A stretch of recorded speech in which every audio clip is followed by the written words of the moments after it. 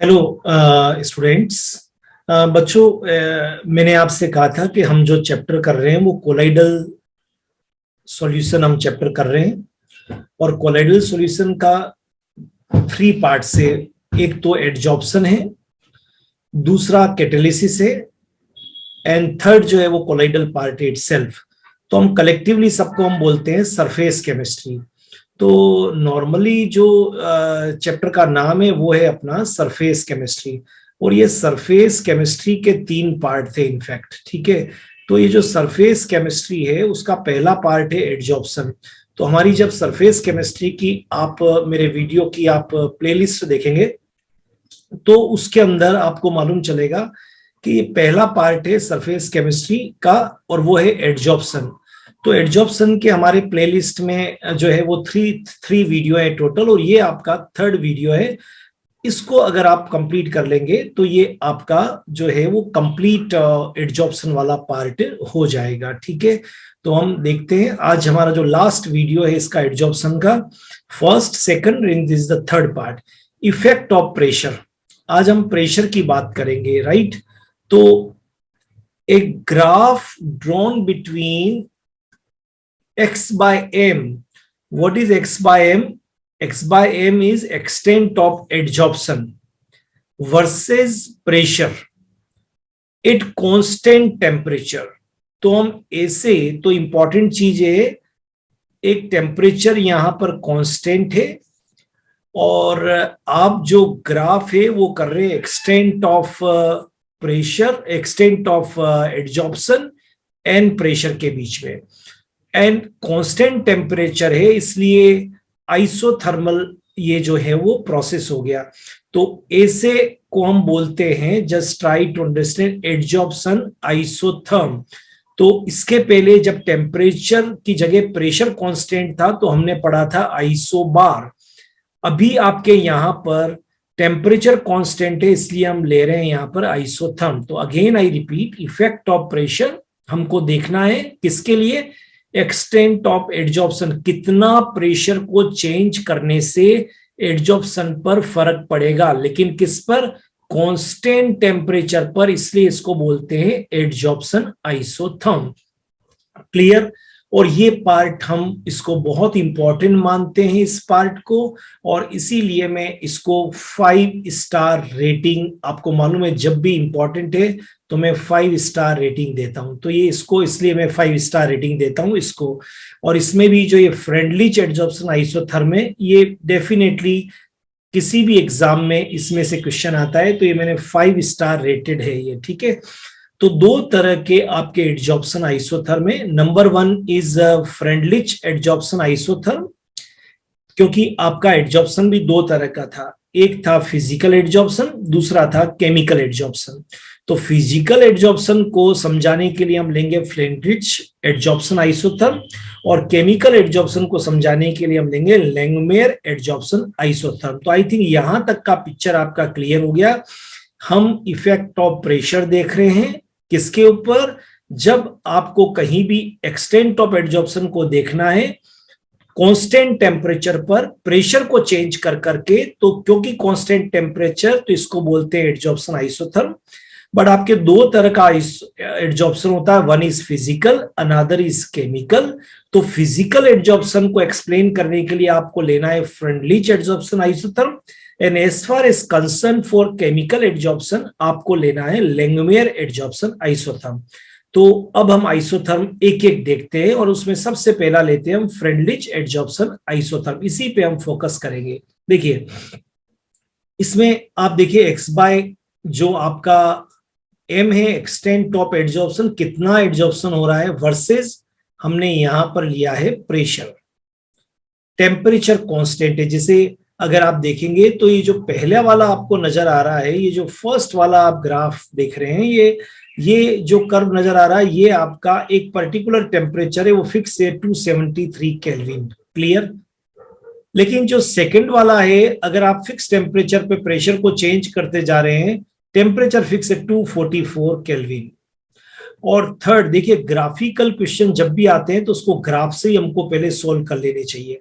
तो ये मैंने 3 प्लॉट बनाए हैं, और इन तीनों प्लॉट में आप क्या देख रहे हैं, एक टेम्परेचर 195, ये इस पूरे ग्राफ के लिए फिक्स है, ये 244 है और ये 273 है। क्लियर? अब आप क्या देख रहे हैं, आपको मालूम है बहुत अच्छी तरह से, इससे कुछ चीजें क्लियर कर लीजिए। You know this fact very well that your adsorption is exothermic. Adsorption is exothermic, ये हम बेसिकली आपको पढ़ाते हुए है कि adsorption is exothermic. Clear? You know very well. और एक्सोथर्मिक होने से आपको एक कॉन्सेप्ट ग्राफ का यहीं पर क्लियर हो जाना चाहिए कि temperature increases, extent of adsorption will B decreases. Clear? ये आपका यहीं पर क्लियर होना चाहिए। तो देखिए, जब टेम्परेचर ज्यादा हो गया तो एक्सटेंट ऑफ एडजॉर्प्शन देखिए कम है, जब टेम्परेचर थोड़ा कम या तो एक्सटेंट ऑफ एडजॉर्प्शन बन गया, मतलब ज्यादा हो रहा है, और टेम्परेचर सबसे कम है तो एक्सटेंट ऑफ एडजॉर्प्शन यहां पर और बढ़ गया। क्लियर? डिग्री में भी देख सकते हैं आप, +273 करके आप केल्विन में भी चेंज कर सकते हैं, डिग्री में भी देख सकते हैं। देखिए टेम्परेचर और कम किया और ये भी। तो एक कितनी फंडामेंटल बात है कि टेम्परेचर को अगर आपने डिक्रीज किया है तो extent of adsorption will B increases because adsorption is exothermic. ठीक है, आगे देखिए। अब इसको हम प्रैक्टिकली देख लेते हैं। राइट? इसको x by m is directly proportional to pressure P power 1 by n, where n is equal to n power 1 by n is power, तो n is more than 1। और आप इसको लिख सकते हैं, बिकॉज इस साइन को हटाएंगे प्रोपोर्शनली को, तो आपको कांस्टेंट लगाना पड़ेगा। तो x by m is equal to k, k is constant which is called Freundlich adsorption isotherm. Equation तो पूरा है लेकिन उसको हम बोलेंगे फ्रेंडलिच एडजॉर्प्शन आइसोथर्म कांस्टेंट। तो ये आपका, ये तो इक्वेशन हो गई, x by m is equal to, ये आपने इसको यहां से प्रोपोर्शनलिटी साइन को हटाया तो आपका कांस्टेंट लग गया। और अगर आप इनका लोगेरिथम ले लें तो कीप इन माइंड लोग, अगर आपने लोगेरिथम ले लिया तो लोग लीजिए इसका x बाय m, ऑलराइट, जो पावर में k तो लोग k इनटू की जगह लोग जब करते हैं तो प्लस आ जाता है, और जो पावर में होता है वो आगे आ जाता है, तो 1 by n log p। It's very simple mathematical logarithm लिखने का। log x by m is equal to log k into की जगह plus 1 by n log p। ये अपना फ्रेंडलिच एडजॉर्प्शन आइसोथर्म इक्वेशन हो गया। ठीक है, आई थिंक ये समझ में आ गया होगा आपको। अगर आप बोर्ड एग्जाम दे रहे हैं तो आपको इक्वेशन और ये ग्राफ दोनों आना चाहिए। अगर आप कॉम्पिटिटिव का कोई एग्जाम दे रहे हैं तो ग्राफ के साथ आपको आना चाहिए कि टेम्परेचर के साथ क्या चेंज होता है। Temperature decreases, extent of adsorption increases. Clear? और अगर एक कांस्टेंट टेम्परेचर है तो with the increase in pressure extent of adsorption also increases. ये फॉर्मूला यही बता रहा है कि अगर आपका एक ही टेम्परेचर है तो प्रेशर को जैसे जैसे आप इंक्रीज करते जाएंगे, देखिए extent of adsorption will B increases. ये एक 244 है तो आप जैसे जैसे प्रेशर को इंक्रीज कर रहे हैं extent of adsorption will B increases and after a particular it will be constant. तो ये मतलब आपको एक चीज मालूम हो रही कि इसके बाद वो इंक्रीज नहीं हो रहा। इट मींस ये प्रेशर की एक सर्टेन रेंज तक ही वर्क करता, बहुत हायर प्रेशर पे ये वर्क नहीं करेगा। ठीक है, this is the this is the equation of straight line. Clear? और 1 बाय n की value keep in mind more than 0 और इक्वल टू 0 और लेस देन 1 होगा।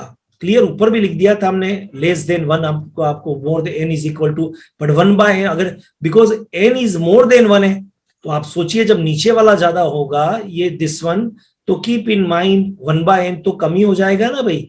जब आपका n मोर देन 1 है तो 1 बाय n जो है आपका वो तो लेस देन 1 ही होगा। तो 1 by n is equal to 0.1 to 0.5। ये न्यूमेरिकल पॉइंट ऑफ व्यू से आपको वैल्यू याद रखनी पड़ेगी। ठीक है, चलो अब ये स्ट्रेट लाइन कैसे प्रूव करते हैं, तो जस्ट ट्राई टू अंडरस्टैंड। जरा सा यहां देखिए x बाय m, ये आपका x बाय m है वर्सेस प्रेशर। आप क्या देख रहे हैं यहां पर x बाय m वर्सेस, आप क्या देख रहे हैं बहुत लो, ये इसका 3 पार्ट कर लेते हैं। ये लो प्रेशर है, ये मीडियम प्रेशर है और ये बहुत हाई आ गया। तो आप क्या देख रहे हैं लो प्रेशर पर तो ये बिल्कुल एक स्ट्रेट आ रहा है। एट लो प्रेशर फर्स्ट को देख लेते हैं।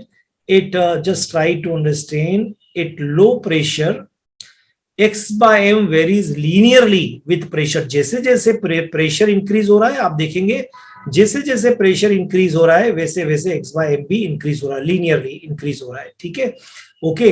तो x by m is directly proportional to p। लेकिन अगर बहुत हाई प्रेशर आ गया, पहले हाई वाले को देख लेते हैं, ऑलराइट, एक साथ देख लेते हैं। अगर बहुत हाई प्रेशर आ गया, एट वेरी हाई प्रेशर, तो x by m independent of p। अब आप प्रेशर को कितना भी बढ़ाएं, अब आप प्रेशर को कितना भी बढ़ाएं, आपका एक्सटेंट ऑफ एड्जॉर्प्शन में कोई चेंज नहीं हो रहा है। तो this is called saturated pressure. ये हाई को मैं बोल सकता हूं यहां पर saturated pressure, alright, saturated pressure, ये मैं बोल सकता हूं इसको। ठीक है, लेकिन इन दोनों के बीच में आप क्या देख रहे हैं, ये आपका बीच वाला पार्ट है। जस्ट ट्राई टू अंडरस्टैंड, ये बीच वाला पार्ट है। तो एट मॉडरेट प्रेशर, जो लो और हाई के बीच में, x by M depends upon, मतलब extent of adsorption depend upon, वो तो हाई पे हो गया, जो मैंने कहा ना p जीरो कर दिया, यहां पर 1 बाय एन जीरो हो गया, बिकॉज डिपेंड ही नहीं कर रहा प्रेशर पे। लेकिन pressure raise to power x by m directly proportional to p power 1 by n. मतलब अगर आप मिडिल प्रेशर पे हैं तो फिर एक्सटेंट ऑफ एड्जॉर्प्शन के प्रेशर के साथ में इंक्रीज तो होगा, okay, raise to power 1 by n. तो ये जो आपने फ्रेंडली एड्जॉर्प्शन आइसोथर्म लिखा है, इस बीच वाले के लिए आपने लिखा है, तो ये लो प्रेशर हो गया, उस पर डायरेक्टली प्रोपोर्शनल हो गया। आप प्रेशर बढ़ा रहे हैं, एक्सटेंट ऑफ एड्जॉर्प्शन बढ़ रहा है। जब सेचुरेटेड की बात आई तो आपने कितना भी प्रेशर बढ़ाइए, एक्सटेंट ऑफ एड्जॉर्प्शन नहीं बनेगा। लेकिन बीच में है तो प्रेशर को जब आप इंक्रीज करेंगे 1 बाय एन पावर से, तो x बाय एम भी वहां पर इंक्रीज होगा। तो आई थिंक ये आपको यहां से क्लियर हो गया होगा। रिमेंबर, इन चीजों को यहां भी देख लेते हैं एक बार, क्योंकि चीजों को मेरा ऐसा मानना है कि रिपीट करने से जल्दी, या एट मॉडरेट प्रेशर, ये this one is moderate pressure, बीच वाला। At moderate pressure x by M directly proportional to p power 1 by n, where n is equal to more than 1 but 1 by n is less than 1. Clear? Indicating that amount of gas, ये क्या बता रहा है, ये कह रहा है indicating that, बहुत इंपॉर्टेंट बात, amount of gas adsorb does not increases as rapidly as the pressure. क्यों? Just try to understand, because आपने कहा है n is equal to more than 1, तो 1 by n is equal to less than 1, और उसकी 1 by n की value आपने कहा है 0.1 टू 0.5। इसलिए जब ये p की पावर इतनी कम है तो प्रेशर आप कितना भी इंक्रीज कर दीजिए, जैसे आपने प्रेशर को 2 किया लेकिन पावर यहाँ 0.1 है, प्रेशर को आपने मान लीजिए 6 भी कर दिया पर पावर यहां पर कम है 0.1 और 0.5 और 0.2। तो कीप इन माइंड, ये आपको बताना ये चाहते हैं यहां पर कि आप जितना प्रेशर को इंक्रीज करते हैं उतना एक्सटेंट ऑफ एड्जॉर्प्शन इंक्रीज नहीं होता है, इसलिए p पावर 1 बाय n की बात की है। क्लियर? ये आपको समझ में आ गया होगा। ठीक है, नहीं है तो एक बार वीडियो से जब हम पढ़ते हैं तो मेरा बहुत आपको सजेशन है बच्चों कि आप एक बार और पढ़ लीजिए, आराम से देख लीजिए, सुन लीजिए, 2 बार में आ ही जाता है। ठीक है, अब इसको मैथमेटिकल हमको वैल्यू को निकालना है, तो हम वैल्यू की बात कर लेते हैं कि कैसे निकालेंगे हम इसको। तो इसको हमने यहाँ पर वैलिडिटी ऑफ स्ट्रेट लाइन थी ना, तो validity of friendly adsorption isotherm can be verified bye plotting log x by m on y axis and log p at x axis. All right, this comes to be straight line, क्योंकि मैंने आपसे कहा था जो पीछे equation लिखी थी उसके लिए बताया था कि स्ट्रेट लाइन इक्वेशन है, तो अब मुझे प्रूव तो करना पड़ेगा ना, उसके लिए मुझे यहां पर एक ग्राफ को प्लॉट करना पड़ेगा, किसके बीच में, log x by m versus log p। तो ये आपको स्ट्रेट लाइन मिलेगी, और इस स्ट्रेट लाइन का जो ये इंटरसेप्ट है ये तो आपको वैल्यू देगा log k की, और जो स्लोप है इसका वो वैल्यू देगा 1 बाय n की। अगर ये 2 वैल्यू आएगी तो आप न्यूमेरिकल सॉल्व कर सकते हैं, क्योंकि आपको मालूम है x बाय m, आपको मालूम है ये अच्छी तरह से हमने पीछे किया है, x by m moderate pressure पे, टेम्परेचर पर is equal to k moderate pressure पे p पावर 1 बाय n। तो when 1 by n is equal to 0, तो हमने क्या बताया था, सेचुरेटेड, तो x by m k constant and p not मतलब कांस्टेंट है, कितना भी प्रेशर बढ़ा लीजिए कुछ नहीं होने वाला है। लेकिन अगर हम मॉडरेट पे ले तो 1/n इज इक्वल टू 1 ले लें मान लीजिए, तो फिर ये कौन सा वेरी लो प्रेशर पे, तो x/m डायरेक्टली प्रोपोर्शनल टू ये अपना लो टेम्परेचर, और लो टेम्परेचर ये अपना जो था वो किस पे था बोलिए, लो प्रेशर पर। लेकिन अगर हमने 1/n को बिटवीन मॉडरेट पे लिया है अपने ने, तो p पावर 1/n के डायरेक्टली प्रोपोर्शनल होगा। तो देखिए वापिस वहीं पर आ गए हम, ये वाला था आपके very high pressure, very high pressure, ये आपके था लो प्रेशर पर, और ये जो था आपके मॉडरेट प्रेशर पे था। क्लियर? तो उन तीनों को आप यहां से अब आप सोचने की कोशिश करिए कि ये स्लोप आपको किसकी वैल्यू दे रहा है, 1/n की। तो जब आप लोग लेंगे तो ये 1/n की वैल्यू आपको यहां से मिल जाएगी, लोग के की वैल्यू आपको यहां से मिल जाएगी, और प्रेशर आपको मालूम है जो इस ग्राफ से निकल जाएगा जिस पॉइंट पे आप लेना चाहते हैं। तो आप x/m एक्सटेंट ऑफ एडजॉर्प्शन को निकाल सकते हैं, और इससे प्रूव होता है कि this is straight line equation. Clear? Okay. अब limitation of Freundlich adsorption isotherm क्या है, क्योंकि फिजिकल एडजॉर्प्शन कोई ये समझा सकता है, लिमिटेशन क्या है। तो हमने शॉर्ट में फ्रेंडलिच एडजॉर्प्शन आइसोथर्म को हमने FAI लिखा है, is experimental, it has no theoretical basis. मतलब थियोरेटिकल आप इससे कुछ नहीं बता सकते हो, एक्सपेरिमेंट करके ही आप इसके बारे में सब कुछ समझा सकते हो। क्लियर? क्योंकि इसका बेसिस ही जो है वो एक्सपेरिमेंटल है, इसका basis no theoretical basis. The value of constant K and N are not temperature dependent, क्योंकि टेम्परेचर तो कांस्टेंट है, दे वेरी विद टेम्परेचर। मैंने आपको ग्राफ बनाया था, तो आप देखिए ये मैंने ये ग्राफ बनाया था, एक टेम्परेचर जब हाई था, टेम्परेचर जब लो था, और टेम्परेचर लो किया तो आप क्या देख रहे हैं, के की जो वैल्यू है वो के की वैल्यू डिपेंड टेम्परेचर पे नहीं कर रही है। ऑलराइट, टेम्परेचर पे डिपेंड नहीं कर रही है, बिकॉज की dependent they very with temperature. Okay, तो टेम्परेचर के साथ साथ चेंज होगी, नॉट लाइक दिस के फिक्स है तो ये भी फिक्स रहेगी। ठीक है? एंड तो एक जो आइसोथर्म बनेगा उसके लिए फिक्स हो सकती है, लेकिन अलग अलग टेम्परेचर पर लेंगे तो फिर अलग अलग होगी। तो values of constant K and N are not temperature dependent, and Freundlich adsorption isotherm equation is valid only over a certain range of pressure। मैंने आपको बताया कि जब आपने ये ग्राफ बनाया था तो आपने क्या देखा, एक ठीक है, एक प्रेशर से ज्यादा, यहां तक ठीक है, इस प्रेशर से ज्यादा आने पर x/m directly proportional to P not, ये सेचुरेटेड प्रेशर यहां पर ये P नॉट इसको बता रहा है। इसके बाद आप कितना भी प्रेशर को इंक्रीज कर दीजिए, ये कोई भी चेंज एक्सटेंट ऑफ एडजॉर्प्शन नहीं होगा। Clear? This is all about Freundlich adsorption isotherm dear students, एक बार अच्छी तरह से देख लीजिए। क्लियर? अब हम इसके बाद में फ्रेंडलिच एडजॉर्प्शन आइसोथर्म को सॉल्यूशन के लिए लेंगे। अभी जो हम देख रहे थे कि सॉलिड पे कोई गैस का एडजॉर्प्शन हो रहा था, अभी जो हम देख रहे थे वो सॉलिड पे कोई गैस का हो रहा था। अब हम सॉल्यूशन की बात करते हैं। क्लियर? लिक्विड पे कोई एडजॉर्प्शन हो रहा है या लिक्विड फेस का एडजॉर्प्शन हो रहा है, दोनों में से कोई भी हो सकता है, इंटरफेस कुछ भी हो सकता है। तो अब यहां बता रहे हैं एडजॉर्बेंट तो सॉलिड है आपका, जैसे पहले भी सॉलिड था पर क्या था, उस पर गैस आ रहा था। ओके, पहले जो हमने पढ़ा अभी वो सॉलिड था, ठीक है, एडजॉर्बेंट, लेकिन उसके ऊपर गैस के पार्टिकल एडजॉर्ब हो रहे थे।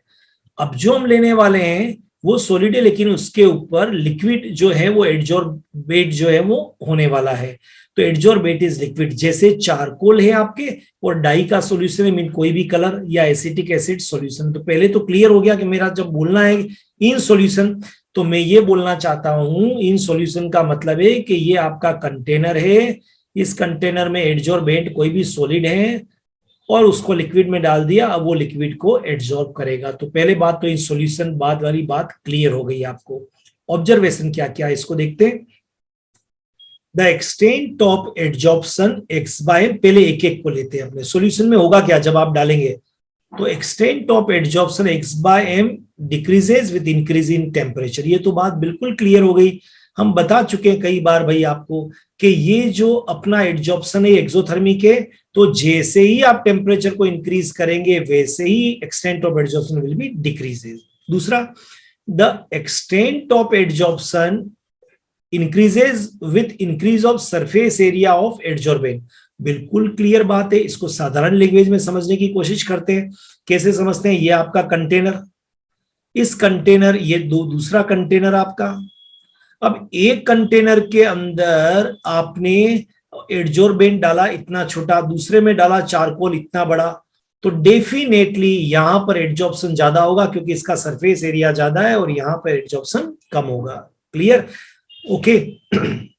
ये आपको आना चाहिए, ठीक। तो surface area is directly proportional to rate of adsorption. तीसरा देखते हैं, the extent of adsorption with the increase of concentration of solute in solution. बिल्कुल सही बात है। बिल्कुल, आपने कोई भी कंटेनर लिया और इसके अंदर आपने ये एडजॉर्बेंट को डाला। अब यहाँ जो सॉल्यूशन है उसका कंसंट्रेशन ज्यादा है तो एडजॉर्प्शन ज्यादा होगा, कंसंट्रेशन अगर कम है तो उसका जो है वो एडजॉर्प्शन कम होगा। इस बात को बहुत क्लियरली समझ लीजिए। मैं फिर बताना चाह रहा हूं, जैसे फॉर एग्जांपल आपने कोई सॉल्यूशन लिया है, वो 2 ग्राम पर लीटर है, ठीक है, और एक सॉल्यूशन लिया है वो 20 ग्राम पर लीटर है, तो कॉन्सेंट्रेशन कहां ज्यादा हो? यहां। ऐसा जब आप सॉल्यूशन लेंगे तो उसका उस चारकोल पर एडजॉर्प्शन ज्यादा होगा।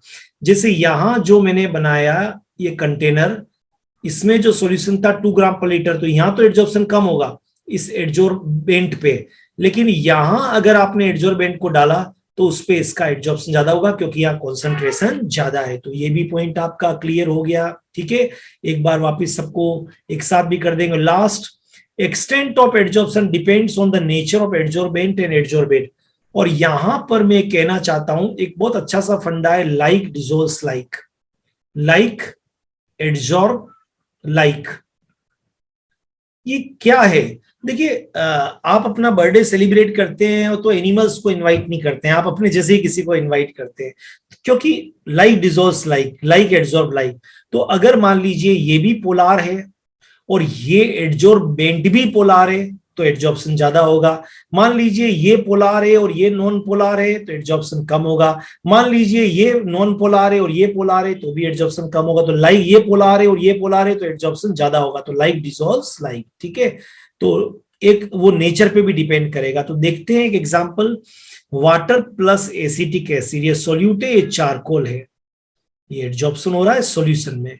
ओके, तो आप क्या देख रहे हैं, ये एंटर अंदर कर गया, सरफेस पे भी है और अंदर भी एडजॉर्बेंट और बल्क में भी गया है, इसको बोलेंगे पॉजिटिव एडजॉर्प्शन। लेकिन सरफेस पे बहुत कम है और बल्क में चला गया तो इसको बोलेंगे नेगेटिव एडजॉर्प्शन। तो आपको इससे कितना आसान सा है, अगर आपको एडजॉर्प्शन ज्यादा नजर आ जाए सरफेस पे तो इसको बोलेंगे पॉजिटिव एडजॉर्प्शन, और अगर आपको सरफेस पे बहुत कम नजर आए, अंदर ज्यादा नजर आए तो इसको बोलेंगे नेगेटिव एडजॉर्प्शन। उल्टा भी बोल सकते हैं, यहां पर नेगेटिव एब्जॉर्प्शन, यहां पर पॉजिटिव एब्जॉर्प्शन।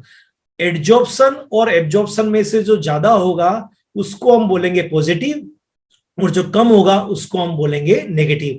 यहां पर आप देखेंगे तो सरफेस पे ज्यादा है तो इसको पॉजिटिव एडजॉर्प्शन बोलेंगे लेकिन नेगेटिव एब्जॉर्प्शन बोलेंगे। यहां पर बल्क में ज्यादा है इसलिए इसको पॉजिटिव एब्जॉर्प्शन बोलेंगे लेकिन नेगेटिव एडजॉर्प्शन बोलेंगे। आई थिंक ये भी आपको क्लियर हो गया होगा। अच्छा, फ्रेंडलिच एडजॉर्प्शन आइसोथर्म जब आप लिक्विड के लिए लिखते हैं, सॉल्यूशन के लिए तो कुछ नहीं, बस इतना सा डिफरेंस आता है कि बच्चों प्रेशर की जगह यहां पर कॉन्सेंट्रेशन आ जाता है। प्रोपोर्शनलिटी को हटाइए तो आपका एक के लग जाएगा, लोगेरिथम लेंगे तो log x by m is equal to log k, power आगे आ जाती है 1 बाय log c। फिर ये Freundlich adsorption isotherm equation for solution, this one आपका हो गया स्ट्रेट लाइन इक्वेशन, और C को बोलते हैं कॉन्सेंट्रेशन, C को बोलेंगे यहाँ पर कॉन्सेंट्रेशन। और क्योंकि स्ट्रेट लाइन है इसलिए ग्राफिकल फिर देख लेते हैं। यहाँ आपको जो ग्राफ लेना पड़ेगा वो लेना पड़ेगा log x by m versus वहां log p लिया था, यहाँ log c। तो ये जो इंटरसेप्ट होगा this will give the value of log k, and ये जो स्लोप होगा this will give the value of 1 by n। तो ये आप इससे निकाल सकते हैं। This is all about Freundlich adsorption isotherm for adsorption of gases on solid, and ये वाला जिसने सी लिया है adsorption of liquid on solid. ठीक है, चलिए अब हम देखते हैं लैंगमेयर एडजॉर्प्शन आइसोथर्म। वैसे बहुत इंपॉर्टेंट तो फ्रेंडलिक था, लेकिन इसको भी करना बहुत जरूरी है, आपको देखना है।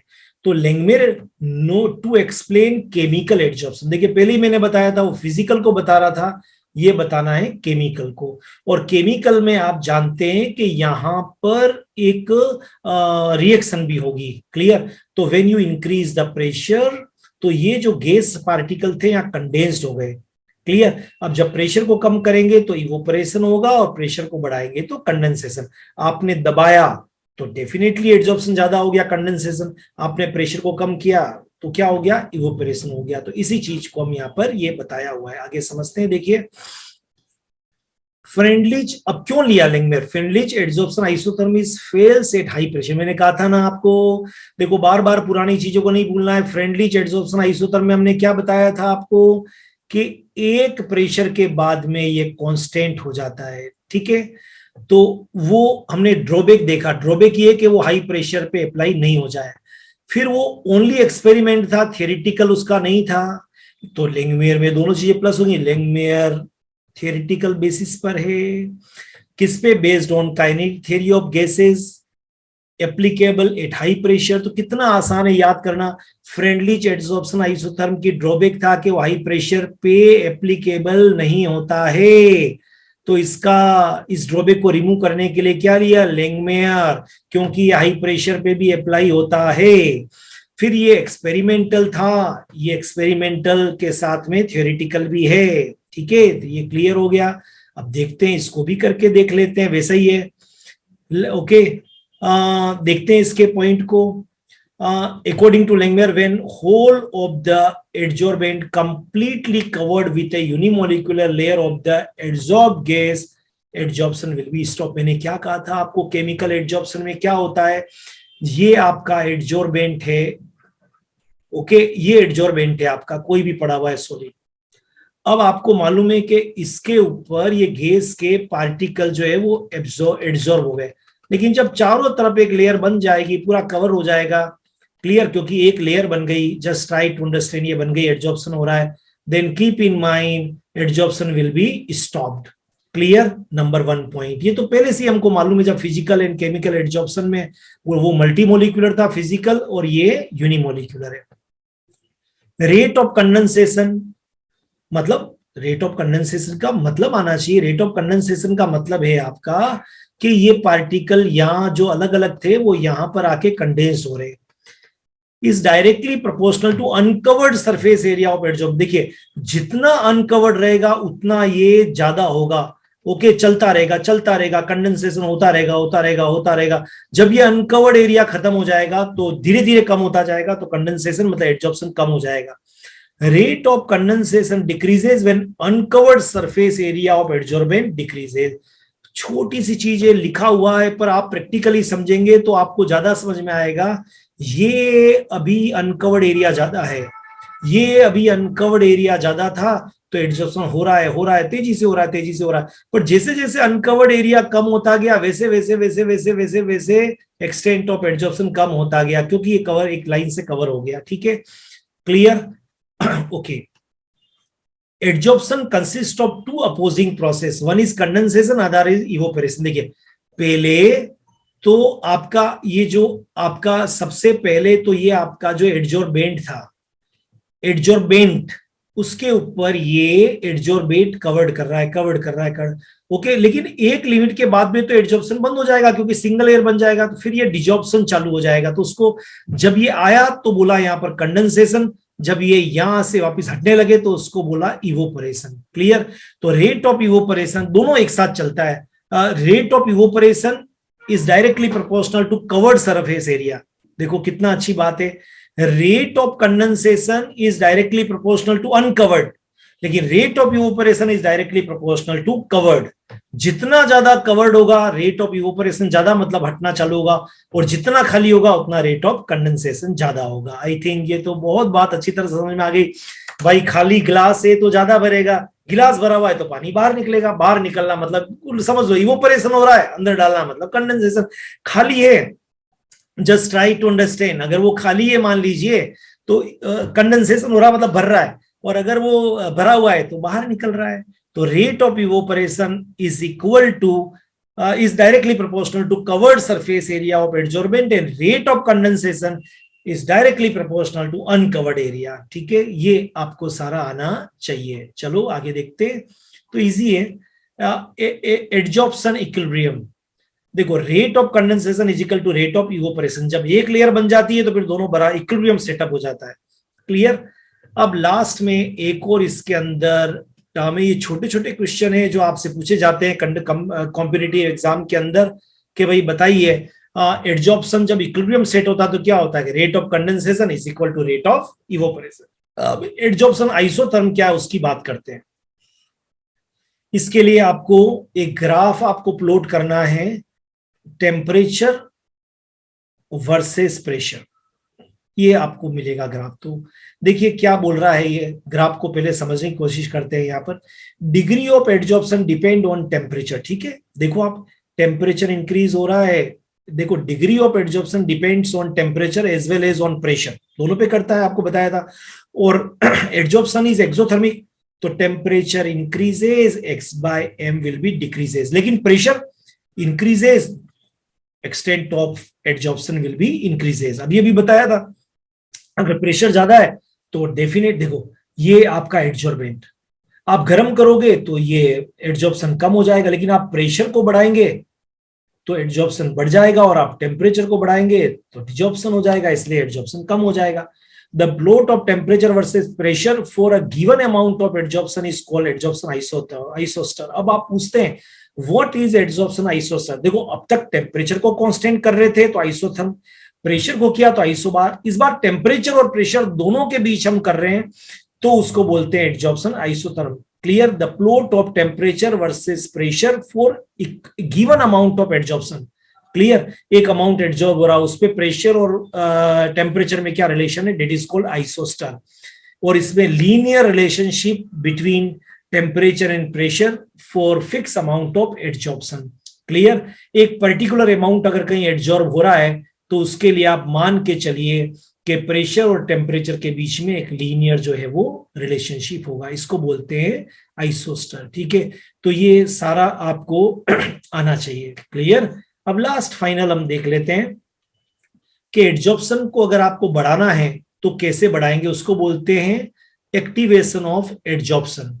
कैसे कैसे बढ़ा सकते हैं, मतलब मैं चाहता हूं, मैं जो आपको पढ़ाना चाहता हूं कि ये आपका कोई भी, मैं बता रहा हूं, ये कोई भी आपका मान लीजिए यहाँ पर एडजॉर्बेंट है. अब मैं चाहता हूं कि इसके ऊपर जो एडजॉर्प्शन हो रहा है वो एडजॉर्प्शन जो है मैं चाहता हूं कि वो ज्यादा हो जाए. बस मेरी बात इतनी सी है कि वो ज्यादा हो जाए. ओके. अब इसके ऊपर जो एडजॉर्प्शन हो रहा है मैं चाहता हूं वो ज्यादा हो जाए, ज्यादा हो जाए, ज्यादा हो जाए, ज्यादा हो जाए. ये ज्यादा कैसे होगा, ये मैं चाहता हूं. तो कैसे कैसे कर सकते हैं, देखिए इसको करने के लिए तो सबसे पहले है rubbing the surface area of adsorbent. ये जो आपका कोई भी एडजॉर्बेंट था उसके सरफेस को रब करिए. आपको मालूम है कहीं पेंट भी करते तो रब करके करते तो भी एडजॉर्प्शन बढ़ जाएगा. टेकिंग एडजॉर्बेंट इन, ये तो आपको सॉलिड दिया, अब इसको पाउडर चूरा चूरा कर लीजिए, पाउडर पाउडर पाउडर पाउडर कर लीजिए तो ज्यादा चीजों को एडजॉर्ब करेगा क्योंकि सरफेस एरिया बढ़ जाएगा. और by heating adsorbent in case of chemical, देखो भाई फिजिकल एडजॉर्प्शन में तो अगर आप टेम्परेचर को बढ़ाएंगे तो extent of adsorption will be decreases, लेकिन केमिकल के अंदर तो यहाँ पर रिएक्शन होगी ना भैया, एडजॉर्बेंट के अंदर और एडजॉर्बेंट के अंदर तो टेम्परेचर को इंक्रीज करके केमिकल एडजॉर्प्शन को बढ़ाया जा सकता है, फिजिकल को नहीं. ठीक है, चलिए अब एक छोटा सा और है एप्लीकेशन ऑफ एडजॉर्प्शन. तो एप्लीकेशन ऑफ एडजॉर्प्शन क्या है, तो आपके जो पुलिस वाले आपने देखा है ना, ट्रैफिक पुलिस वाले जो खड़े रहते हैं तो गैस मास्क उनके लगे हुए होते हैं, फैक्ट्री में काम करते हैं उनके भी गैस मास्क होते हैं. क्लियर. तो जब इसमें क्या होता है, एक्टिवेटेड चारकोल इस मास्क में लगा हुआ होता है, तो जो definitely you know very well के ट्रैफिक वाला दिन भर खड़ा रहता है, अपने ट्रैफिक पुलिस वाला, तो कितना पोल्यूशन होता है. तो जब गैसेस इसमें से पास होती तो जो पॉइजनस गैसेस है वो सारी की सारी जो पॉइजनस गैसेस है वो पॉइजनस गैसेस सारी की सारी ये चारकोल यहाँ पर जो है वो उसको एब्जॉर्ब कर लेता है, सारी गैसेस को यहाँ पर एब्जॉर्ब कर लेता है और उसके नाक में रेस्पिरेशन के लिए केवल केवल प्योर गैस पहुंचती है। ठीक है, तो एक तो ये इसका जो है वो आपका एप्लीकेशन है, एडजॉर्ब है ना। ह्यूमिडिटी कंट्रोल, अब आपने देखा होगा एयर कंडीशन होते हैं तो उसमें एल्यूमिनियम जेल होता है। तो होता क्या है कि ह्यूमिडिटी आप समझते हैं ना, जब गर्मियों के दिनों के अंदर जब बारिश आने वाली होती है वो चिपचिपा सा हो जाता है, उसको बोलते हैं ह्यूमिडिटी। तो एल्यूमिनियम का जब एसी के अंदर लगा हुआ होता है तो वो क्या करता है, ह्यूमिडिटी को जो है वो एटमॉस्फेयर से पानी को ले लेता है, मॉइस्चर को, तो ड्राई कर लेता है। तो फिर एसी जो ठंडक करता है वो प्योरली ड्राई कर देता है, तो उसमें फिर चिपचिपाहट नहीं होती है। जैसे किसी चीज को आपको ड्राई करना है तो यहाँ पर आप सिलिका जेल या एल्यूमिनियम जेल भर दीजिए, उस चीज को यहाँ पर रख दीजिए, तो सारे की सारी जो मॉइस्चर है, सारा मॉइस्चर है वो एड्जॉर्ब कर लेगा। ठीक है, और जब एड्जॉर्ब कर लेगा सारे मॉइस्चर को यहाँ पर, तो कीप इन माइंड ये यहाँ जो चीज रखी इसको ड्राई कर देगा, ये पूरा ड्राई हो जाएगा। ठीक है, तो ये भी इसका एक एप्लीकेशन है एड्जॉर्प्शन का। ठीक है, जो एसी एयर कंडीशनर में काम में आता है। आपको मालूम है ना, जब शुरुआत होती गर्मी की तब ह्यूमिडिटी इतनी नहीं होती, जैसे ह्यूमिडिटी बढ़ती है, जैसे लोग बॉम्बे में रहते हैं वहां पर, तो वहां कूलर्स काम नहीं करते, क्योंकि कूलर तो खुद पानी से ठंडा करता है। वहां फिर एसी करते हैं, क्योंकि एसी के अंदर जो है वो एल्यूमिनियम जेल वगैरह होता है। Now removal of colouring material from solution. अब क्या होता है, देखिए आजकल ये बहुत इंपॉर्टेंट है, जो फैक्ट्री से वेस्ट वाटर निकलता है, ये फैक्ट्री से वेस्ट वाटर निकला, अब उसमें बहुत सारे कलर होते हैं, तो अगर आप उसमें एनिमल चारकोल डाल दोगे तो वो सारे कलर को अपने सरफेस के ऊपर एब्जॉर्ब कर लेगा and will give you colourless solution, या फिर क्लीन वाटर आपको देगा, जिसमें से बैक्टीरिया हटाने के लिए वो ट्रीटमेंट करने पड़ेंगे।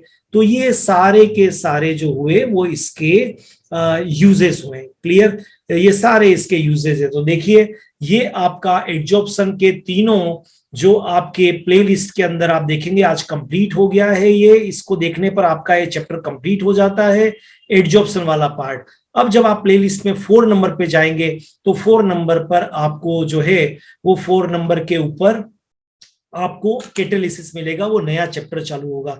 कैटालिसिस के भी हमारे 2 वीडियो हैं प्लेलिस्ट में, 1 और 2।